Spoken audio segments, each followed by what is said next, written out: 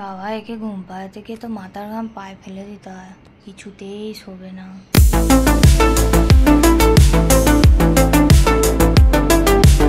এখন যাচ্ছি হচ্ছে মেয়েটাকে আনতে স্কুল থেকে। আজকে সকালবেলা মেয়েটা স্কুলে চলে গেছে, আবার গড়িয়ে গড়িয়ে কাঁদতে কাঁদতে। আর এখন গিয়ে নিয়ে আসি, আসবার সময় মনে করে ভবানদার দোকান থেকে পপ কিনবো। মায়ের বাবা ছাই দেয় আর কে দেয়? আমি সব গুঁড়িয়ে রাখবো, কি কি গুঁড়াতে হবে আমায় বলে দেবে, আমি সন্ধ্যেবেলা গুঁড়িয়ে রেখে দেবো, নিচে নেবে। ভাত দাও, কিছু হয়নি, কিছু তো দিইনি, একদমই ঝাল নেই। ভাত তো এখন হয়ে গেছে, বরের চিংড়ি মাছের তরকারি হয়ে গেছে, আর এখানে মটর ডাল হবে আজকে আমাদের। আর এখানে শাকটা ভাপানো হচ্ছে, এখানে পেঁয়াজ আর রসুন বোধহয় ভেজে, কুমড়ো ভেজে এটা হবে, আর এখানে মাছের ঝাল হবে। শাক ভাজা হবে কুমড়ো দিয়ে, ওতে রসুন কুচনো আছে আর পেঁয়াজ কুচনো আছে, আর কুমড়ো দেওয়া হবে। এটা একটু হলুদ হলুদ মাখিয়ে দেবো। এখানে চামচটা পড়লো কোথায় গেল? এই যে, হ্যাঁ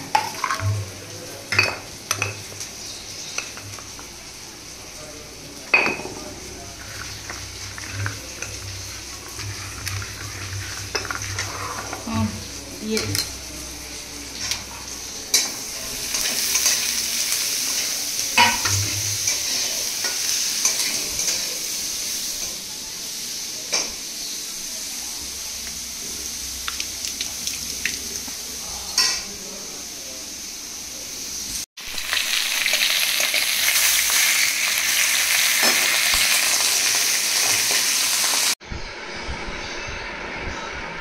মেয়ে যখন ফোনে শর্ট দেখতে ব্যস্ত থাকে।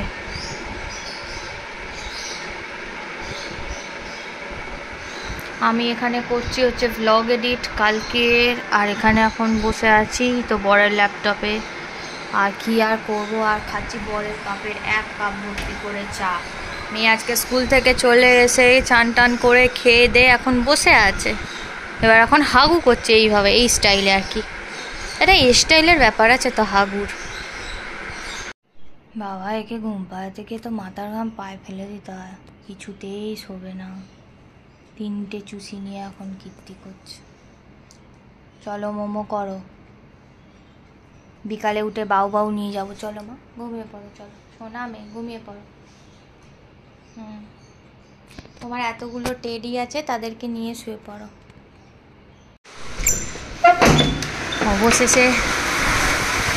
অবশেষে বৃষ্টি নামিল। এতদিন ধরে প্রতীক্ষা করে করে আমার বৃষ্টি দেবী নামলো। আহা কি আনন্দ, আকাশে বাতাসে।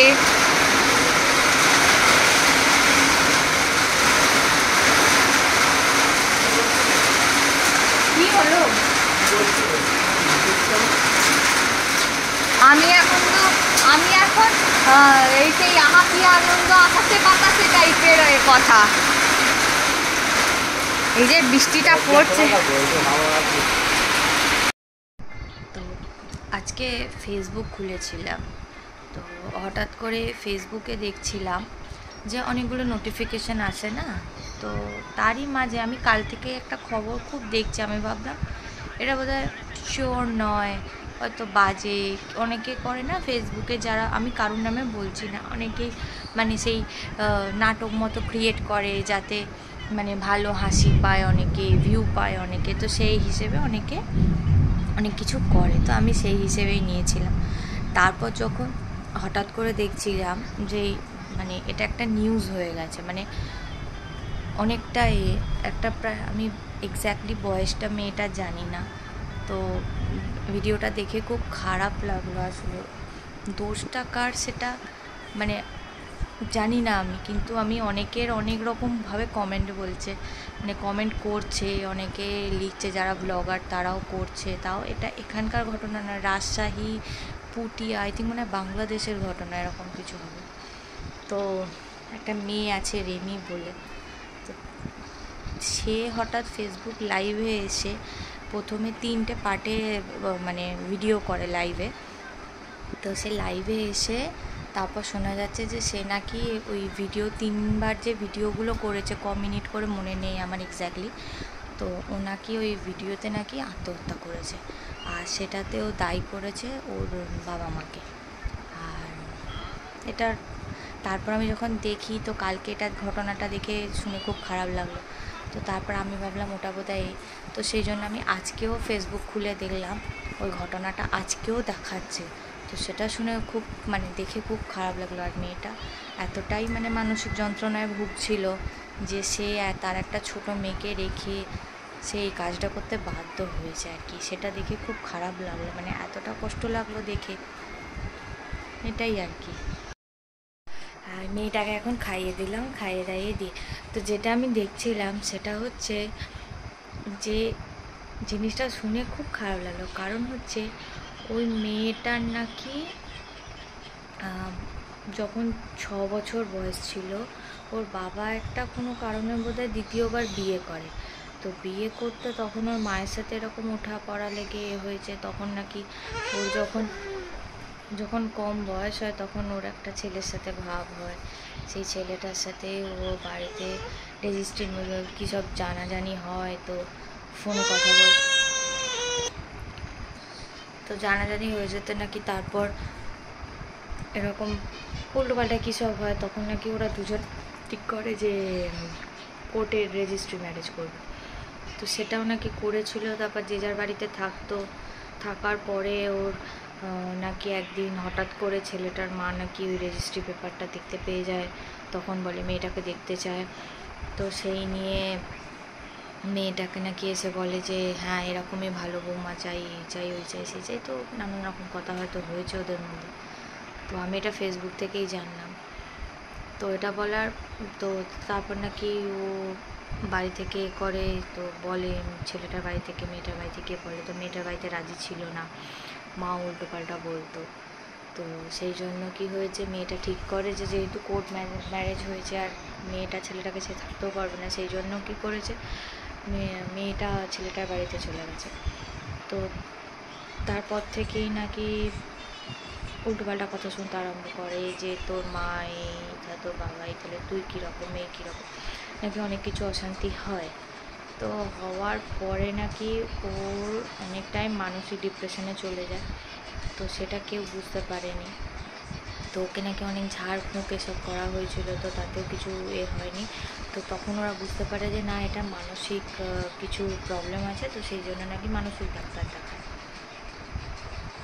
তো মেন প্রবলেম সেখানে হচ্ছে ওকে যদি একটু কেউ কাছে টেনে যদি ভালোবেসে কেউ একটু কথা হয়তো বলতো, তাহলে হয়তো ও আজ এত বড় একটা ওইটুকুনি বাচ্চা রেখে হয়তো এত বড় করতো না, কি বলে এতটা পথটা বেছে নিত না, এই আর কি। যদি ওষুধ খাচ্ছিল ঠিক আছে, সেটা বড় কথা না। একটা ডিপ্রেশনের রোগ আসল মেন যেটা চিকিৎসা সেটা হচ্ছে যাতে সবাই ওকে একটু বুঝতো, তাহলে একটু যদি কাছে টেনে নিত, ওর কোথায় কষ্ট, ওর কোথায় পর, তো ওর কোথায় কষ্ট হচ্ছে, ওর কোনটা ভালো লাগে, যদি একটু ওকে মানিয়ে নিত, তাহলে হয়তো ও আজকে এই পথটা বেছে নিত না, এটাই হচ্ছে বলা। আর ওর এমন কিছু বয়স নয়, হার্ডলি 24-25 বছর বয়স ওর, যা দেখে মনে হলো। তো সেই জন্য বাবা মাও নাকি ওকে বলেছে কি বেয়াদব মেয়ে, সেই হিসেবে ও পুরোটাই ওর বাবা মার উপর দোষ দিয়েছে। সেটাই, একটা আত্মহত্যা করার পেছনে কিন্তু অনেকেই দায়ী থাকে, এটাই হচ্ছে ব্যাপার। শুধু ও একা নয়, ওই পথটা বেছে নিয়েছে অনেক কিছু কারণ, ওর সাথে অনেক কিছু হয়েছে হয়তো, সেই জন্যই ও বেছে নিয়েছে। তো আমি এটা বলতাম না, বাট আমি কাল থেকে এটা দেখছি আর শুনে সত্যিই খুব খারাপ লাগলো। আমিও একটা মেয়ে, তো ওর ওই কষ্টটা হয়তো বুঝতে পারছি, ওই জন্যই হয়তো খারাপ লাগছে। ওরও একটা ছোট মেয়ে আছে, মেয়েটাও মা হারা হলো আর কি, সেই জন্য। তো যাই হোক, ভগবান আল্লাহ যেই বলো, প্রে করবো যাতে ও যেখানেই থাকুক ভালো থাকুক, ওর মেয়ে ভালোভাবে সুস্থভাবে যাতে বড় হয় বাবার কাছে, এটাই আর কি। সেই জন্যই এটা শেয়ার করলাম, আর কিছুই নয়। তো এটা কাল থেকেই দেখছি, তো সেই জন্যই বারবার বলছি, সেই জন্যই আর কি বললাম। তো আমার মনে হয় যারা এরকম মানসিক কিছুতে একটা ভুগছো, যদি তার ফ্যামিলি যদি তাদের একটু পাশে দাঁড়ায়, যে তার কোনটায় খারাপ লাগা, তার কোনটায় ভালো লাগা, তার কোথায় কী লাগছে, একটু যদি মানুষ বোঝে, তাহলে হয়তো কোনো মেয়ে এই পথটা হয়তো আর বেছে নেবে না, এবং সুইসাইড করার পথটা অনেকটাই কমে যাবে, বিশেষ করে মেয়েদের ক্ষেত্রে। তো এটাই আর কি বলা। তো যাকেও যেখানেই থাকুক ভালো থাকুক, এই আর কি। আমি কাল থেকে এই নিউজটা দেখেই যাচ্ছি, আর আমারও মাথার মধ্যে সারাক্ষণ এই কথাটা ঘুরছে যে ওকে যদি হয়তো আজ কেউ একটু সবাই মিলে বুঝতো, তাহলে হয়তো ও আজকে থাকতো, আর ওর মেয়েটাও হয়তো আজকে মাকে ফিরে পেত। এই আর কি, ওই হিসেবেই শেয়ার করা, আর কিছুই না। মানে আমিও একটা মেয়ে, তো ভেতরটা পুরো হু করে উঠছে আর কি ওর জন্য, সেই জন্য।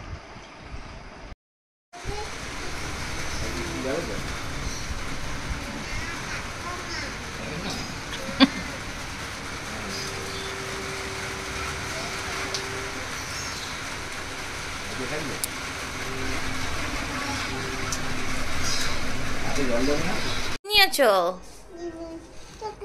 আচ্ছা তুমি নুইটা খেয়ে নাও একটু, ওই যে নুইটা, হ্যাঁ খেয়ে নাও। উচিটা খুলে রেখে দাও, উচিটা রেখে দাও তো, হ্যাঁ খেয়ে না, নুই খেয়ে নাও। উচিটা রেখে খাও মা, ওরম সবসময় চুষি খায় না। তুমি না বিগ দিদি, তুমি বিগ দিদি তো, তাহলে যাও চুষি রেখে দিয়ে নুই খেয়ে নাও। এই বেলুন। Good morning. তো সকালবেলা এখন দেখো ঘুম থেকে উঠে নিচে টিচে জল দিয়ে চলে এসেছি। এখন মেয়েটা স্কুল যাবে, বানাবো তার টিফিন। এখানে চাও বসিয়ে দিয়েছি, চায়ের বাটি নিচে আর আনতে যেতে পারিনি, ওই জন্য এই বাটি দিয়ে বসিয়ে দিয়েছি। আর মেয়েটার জন্য বানাবো চাউমিন।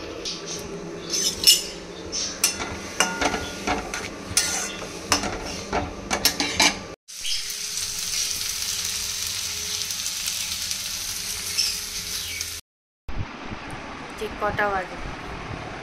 9:20। উনি ডোটা খেলে বিশ্ব জয় করে ওপরে এলেন, এবার ইনি খাবেন।